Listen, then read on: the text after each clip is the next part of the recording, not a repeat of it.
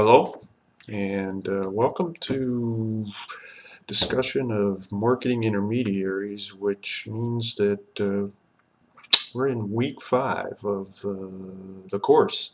Wow, time flies when we're having fun. All right, so again, this topic will focus on marketing intermediaries, and in particular, we'll talk about retailers, and we're going to look at two um, key issues, one of which involves how retailers can be categorized, as well as a concept known as multi-channel marketing, which could be covered in the channels discussion, but I'm covering it here. Okay, so um, marketing intermediaries refer to organizations that facilitate an exchange and purchase of products between the manufacturer and the consumer. So again, a marketing intermediary is an organization that facilitates the exchange and purchase of products between the manufacturer and consumer. And examples of marketing intermediaries include wholesalers, retailers, agents, and brokers. And I'm going to focus on retailers because I'm thinking that the majority of us have had far more exposure to retailers than we've had to wholesalers or agents or brokers.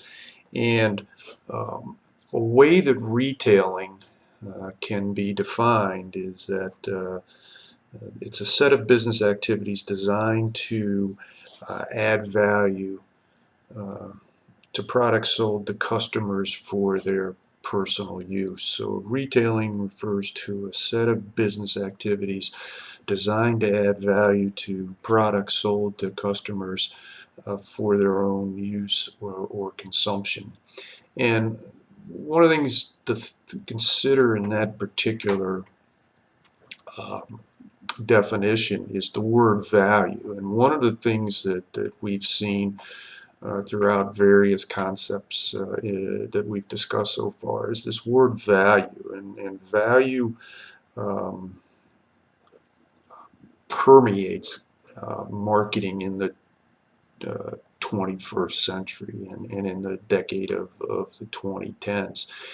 And it's a key issue because retailers, wholesalers, intermediaries in general uh, should only exist if they add value to the purchasing process. And again, if you think back to our initial discussion, value refers to benefits being greater than costs. And if you think about an intermediary is going to add cost uh, to a product because if you think about a retailer, if you think about a brick and mortar store that a retailer has, that store costs money, the shelves cost money, the electricity, the water, the air conditioning, the employees, they all cost money. And so the value, the benefits of having a brick and mortar store need to outweigh the cost associated with that store. All right. And what we've seen is, and what you've seen in your lifetime is you've seen, a number of retailers, a number of pretty well-known retailers go out of business, in part because for whatever reason they failed to, add more value than the cost that they were providing. All right. So, as I said, we're going to talk about categories of retailers, and then we're going to talk about multi-channel marketing. And categories, retailers can be categorized a number of different ways. I'm going to talk about 3 of them. I'm going to talk about by the amount of service that a retailer provides. I'm going to talk about the organizational approach, and then also talk about the product line. Organized by product line. So in terms of being in terms of being organized by the amount of service provided, There are what are known as full-service retailers, and these refer to retailers who have a tremendous amount of in-store personnel. And an example would be a Nordstrom's. You know, you walk into a Nordstrom's and there's a lot of store personnel that are available to assist a customer. Now, if you think about that, you know, if you're talking about a full-service store, you have a number of employees.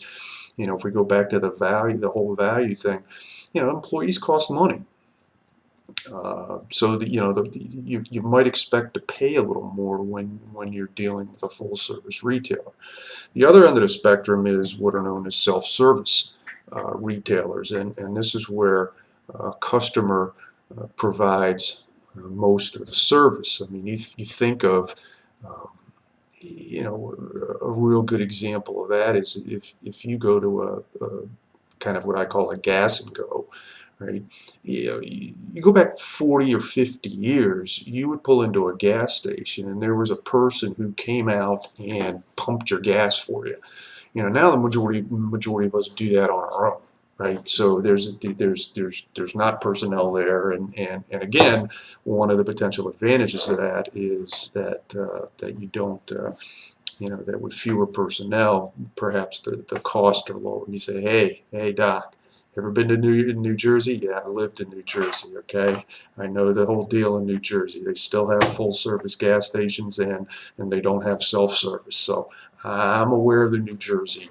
I'm aware of the New Jersey model. All right, so one way that the retailers can be classified is in terms of the amount of service that they provide. The second is in terms of organizational approach, and we'll talk about two different kinds. One is what are known as independent retailers, and these are locally owned and operated retailers. You know, and there's a really nice example in Cleveland, Northeast Ohio, something called the Cleveland Independents with an S, Independents. Restaurants, and so this is a group of restaurants that not members of a nationwide chain. And so, for example, restaurants and you might not be familiar with these, but Blue Canyon, which is in Twinsburg, and Flower, which is in Moreland Hills, and Moxie, which is over in Beechwood, and Red the Steakhouse, which is over in Beechwood. These are all restaurants that are members of the Cleveland Independents. Restaurants, and this is a group actually that periodically, several times a year, they'll sponsor different kinds of events. There's also what are known as chain retailers, and a definition of a chain, again, there's like a lot of other things we've talked about in principles of marketing. There's not necessarily a one set definition. Chain can be defined as 10 or more stores that are operated under one brand name and have a central headquarters. So again, one definition of a chain is that it has 10 or more stores that are operated under one brand name and have a central headquarters. So, you know, and there's a lot of examples of chains. And I know that a couple of you are from the Western New York, and so obviously one of the chains up there is Wegmans, the grocery chain, and Zara would be an example, and CVS. I mean, you know, there's just a lot of examples of chains. So, you know, retailers can be categorized by the amount of service they provide, by their organizational approach, and then they can also be classified according to product line. And your book does a really nice job of you know, talking about classifications based on product line. And one of the things that I'd like to talk about with respect to the whole product line thing is what I kind of the blurring of distinctions between product lines. And it's becoming sometimes tougher and tougher to categorize a particular retailer as you know, either a mass merchandiser perhaps, or a grocery store, or a toy store, or whatever. Toy store may be a type of specialty product, or specialty type of a specialty retailer. So let me give you an example of kind of the blurring of the lines. And so if I were to ask you, like, what is Walmart? if you're going to classify Walmart according to product line, what is Walmart? And some people might say, well, Walmart's a discount. That's not necessarily incorrect. And some people say, nah, Walmart's a mass merchandiser. Nah, it wouldn't be bad either. And if I were to ask you which company in the U.S. Has the highest dollar volume of grocery sales, it's Walmart. So is Walmart a grocery store / supermarket? You say no. Walmart's a hypermarket. Oh, well, wait a minute. So is Walmart a discount store? Is Walmart a hypermarket? Is Walmart a mass merchandiser? Is Walmart a grocery store? And oh, by the way, it's also the leading toy retailer. What is Walmart? So, the product line provides another way of classifying retailers, but there's kind of a blurring of distinction, and one of the reasons for this blurring of distinction is because of a concept that is called retail convergence, and this concept refers to a variety of retailers who sell the same product at similar prices to the same customers. So retail convergence refers to a variety of retailers who just sell the same products at similar prices to the same customers. And you say, doesn't help me, Paul. Well, let me try to give you an example. So if we go back 50 years, you say, Paul, I was born in the mid-1990s. Well, I wasn't. So if you wanted to buy an appliance in 1965, chances are you went to what's known as an appliance store, which would be classified as a specialty store. Okay? Now, if you want to buy an appliance, and you say, give me an example. Okay, a washing machine, a dryer, a refrigerator, right? You can still go to appliance stores, although they're nowhere near as numerous as they used to be. But think about the different kinds of places where you can buy a washing machine. You can go to an appliance store. You can go to a electronics store like a Best Buy. You can go to a department store like a Sears. You can go to a Home Depot-like place. You can buy it online. So this idea of retail convergence is a variety of retailers selling the same product at similar prices to the same customer. And as this occurs with more and more products, it becomes tougher and tougher to kind of figure out, well, is this store this, or is this store something else, or is it something entirely different? And the retail convergence, has a number of marketing implications. Obviously one is price.